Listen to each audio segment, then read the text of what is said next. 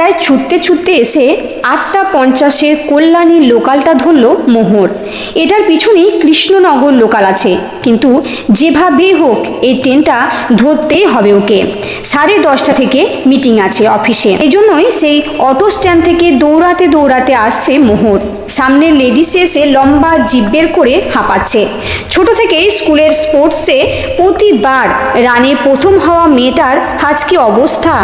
Train ঢুকে গেছে, অথচ এটা পাবে না ভেবেই স্পিড আরও বেড়ে গেল মোহরের। আসলে এই ট্রেনের সামনের লেডিসে ওদের একটা বড় গ্রুপ থাকে। টুকটাক খাওয়া, হাসি, মজা, এমনকি ছোটোখাটো শপিং সবটাই এই ট্রেনেই হয়ে যায় ওদের। চাকরির সাথে সাথে কেউ কসমেটিক্স বিক্রি করে, কেউ জামা কাপড়। সেসব দেখতে দেখতে আর গল্প করতে করতে দিব্যি কেটে যায় এই ঘন্টা খানেকের পরটা। আরে পিছনে আর ট্রেন নেই নাকি? পড়ে গেলে কি হতো? দৌড়ে এসে উঠে সবে মাত্র ট্রেনের রডটা ধরে দাঁড়িয়ে হাঁপাচ্ছিল মোহর। কথাটা প্ল্যাটফর্ম থেকে ওর কানে আসতেই মুখ বাড়িয়ে দেখলো সেই মুখ। প্রায় 1 মাস হলো একে দেখা যাচ্ছে। ঠিক লেডিসের পাশেই দাঁড়িয়ে থাকে। হয়তো উনিও ট্রেন ধরে, কিন্তু সে যাই হোক এক দৃষ্টি দেখতে থাকে মোহরকে। দেখে ভদ্রই লাগে, ভালো চাকরি করে বোঝা যায়, কিন্তু কেন যে ওরকম করে বোঝে না মোহর। ইচ্ছে করছে মুখ বের করে উত্তর দেয়, তাতে তোর কিরে, কিন্তু পারল না। ততক্ষণে ট্রেনটা প্ল্যাটফর্ম ছেড়ে বেরিয়ে গেছে। আহত মুখে চলন্ত ট্রেন থেকে ছেলেটার দিকে তাকিয়ে রইল মোহর, আর ছেলেটা ওকে দেখছে দূর থেকে। এই বয়সে কি যে জ্বালায় পড়েছে মোহর, সত্যি বুঝতে পারছে না কি করবে। তবে এই দৃষ্টিতে সাধারণ কোনো চাহনি নেই, সেটা বেশ বোঝে মোহর। কোনো অসৎ উদ্দেশ্য নেই তো? প্রশ্নটা মনে আসতেই হাসি পেয়ে গেল।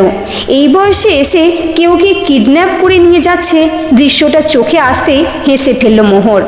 ওই তো মোহর, আমরা ভাবলাম আসিসনি তুই, তাড়াতাড়ি আয়, দেখ কি সুন্দর লিপস্টিকের কালার এনেছে সুতোবাদি, তাড়াতাড়ি আয়। পেছন থেকে শুনতে পেল মোহর পুবালি বলছে। লিপস্টিকের নাম শুনে তাড়াতাড়ি ভেতরে ঢুকে এলো ও।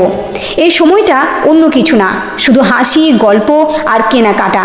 কিডন্যাপ হওয়ার ভাবনাটা মাথা থেকে বেরিয়ে গেল মোহরের, সাথে এই অচেনা লোকটাও। টানা 2 দিন অফিসে যায়নি মোহর, ছেলের জ্বর। এই 2 দিনে ফোনের বন্যা বয়ে গেছে ওর মোবাইলে। ট্রেনের ওই গ্রুপটার প্রত্যেকে জনে জনে ফোন করেছে, ছেলের খোঁজ নিয়েছে। সত্যি ওরা একটা পরিবার মোহরের। আজ 2 দিন পর আবার ওদের সাথে দেখা হবে ভাবতেই এক ঝলক সেই অচেনা লোকটার মুখটাও মনে পড়ল মোহরের। এই 2 দিনও কিন্তু মোহরের ওই মুখটা মনে পড়েছিল। আসলে এটা একটা অভ্যেস হয়ে গেছে, বদ অভ্যেস, তাই খুব একটা আমল দিল না মোহর ভাবনাটাতে। ধীর পায়ে অটো থেকে নামলো মোহর। আজ দৌড়াতে হবে না, হাতে কিছুটা সময় নিয়েই বেরিয়েছে। 2 দিন ছেলের সাথে সাথে ওরও ঘুম হয়নি। ছেলেটার শরীর খারাপ হলে এই এক সমস্যা, কিচ্ছু খেতে চায় না। 2 দিনে ছেলেটা কিছুটা সুস্থ হলেও ক্লান্ত হয়ে পড়েছে মোহর। আজ দৌড়াদৌড়ি পোষাবে না ভেবে একটু তাড়াতাড়ি বেরিয়েছে। স্টেশনে ঢুকতেই সেই অচেনা মুখের মুখোমুখি হলো মোহর। স্টেশনে ওঠার ঠিক মুখটাতেই দাঁড়িয়ে আছে লোকটা। কেউ কারোর জন্য অপেক্ষা করলেই এখানে দাঁড়িয়ে থাকে। যারা ট্রেন ধরবে তারা স্টেশনের ভিতরে ঢুকে দাঁড়াবে। মোহরের মনে হলো ছেলেটা ওর জন্যই অপেক্ষা করছে। চোখে চোখি হতেই মোহর পাত্তা না দিয়ে হনহন করে এগিয়ে গেল। এই বয়সে কি নতুন নাটক এগুলো, মোহর বুঝতে পারল না। মোহরের বয়সী যদি হয় তবে বাচ্চা তো নয়, আর মোহর যথেষ্ট উজ্জ্বলভাবে সিঁদুর পরে, সুতরাং ও যে বিবাহিত এটা বুঝতেও অসুবিধা হওয়ার কথা নয়। ওই তো মোহরদি। কি গো, ছেলে ঠিক আছে? সহযাত্রী পুষ্পিতার কথায় খুব উচ্ছ্বাস নিয়ে বলেই আবার পিছনে ঘুরে দেখল মোহর। ছেলেটা ওর সাথে এসে লেডিসের ঠিক পরেই দাঁড়িয়ে আছে, যেখানে ও থাকে প্রতিদিন। প্রায় 1 মাস হলো এসব চলছে।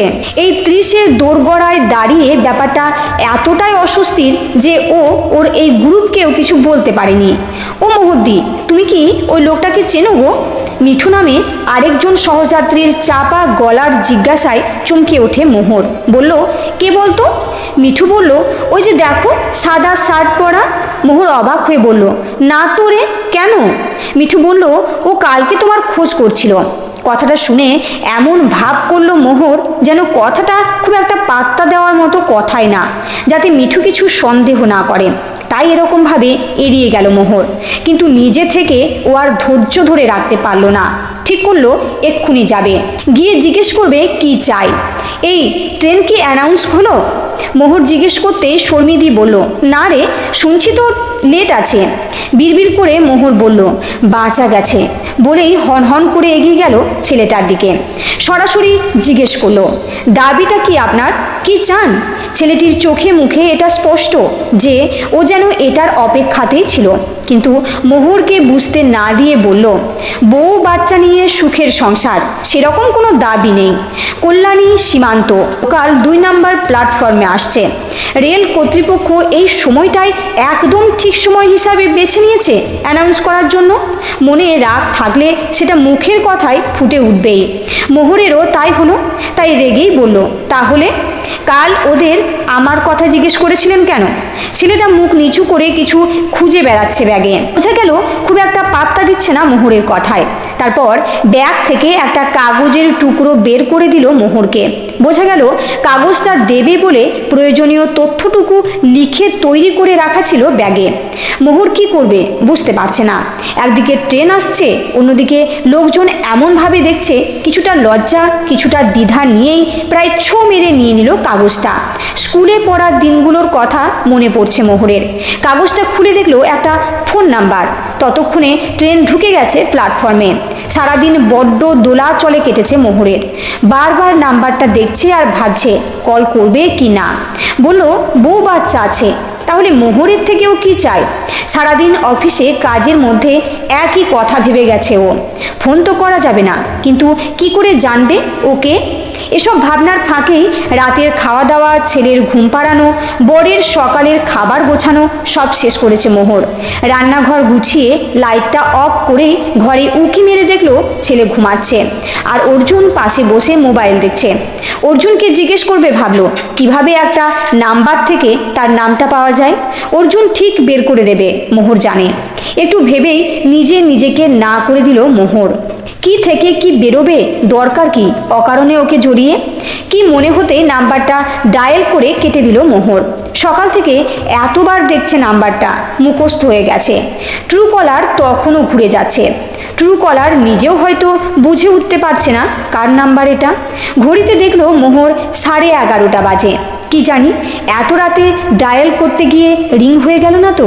ততক্ষণে ট্রু কলার নাম দেখিয়ে দিয়েছে, শ্রীজাত সামন্ত। মোহরের বুকটা ধক করে উঠল নামটা দেখে। এই কি শ্রীজাত সামন্ত? সে ওর ছোট্টবেলার সন্দীপন স্কুলের বন্ধু।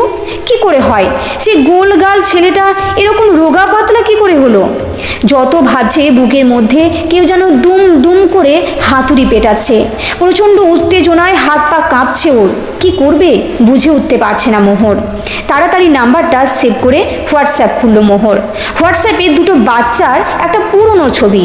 বোঝা যাচ্ছে কোনো পুরনো ছবি থেকে মোবাইলের ক্যামেরায় তুলে লাগানো এই ছবি। তাড়াতাড়ি ছবিটা বড় করে দেখল মোহর।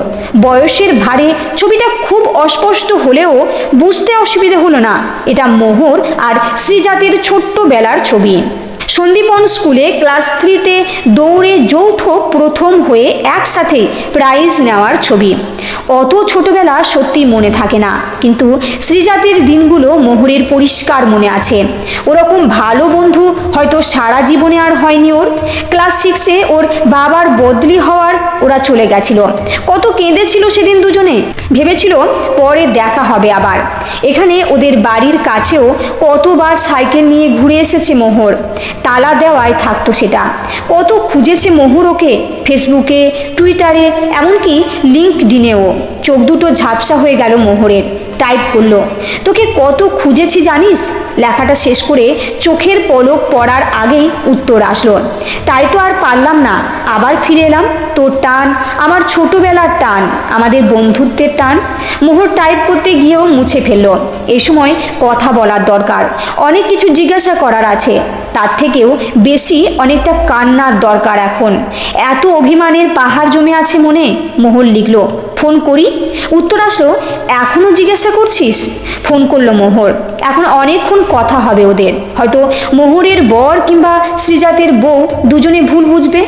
বুঝুক, ক্ষতি নেই। শুধু মোহর আর শ্রীজাতই জানে এই সম্পর্কের গভীরতা, এই সম্পর্কের টান, এই সম্পর্কের চাহিদা।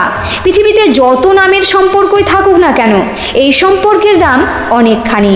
এটাই যে বন্ধু, পবিত্র ভালোবাসায় তৈরি নিখাদ বন্ধুত্ব। আজকের গল্পটি এখানেই শেষ হচ্ছে।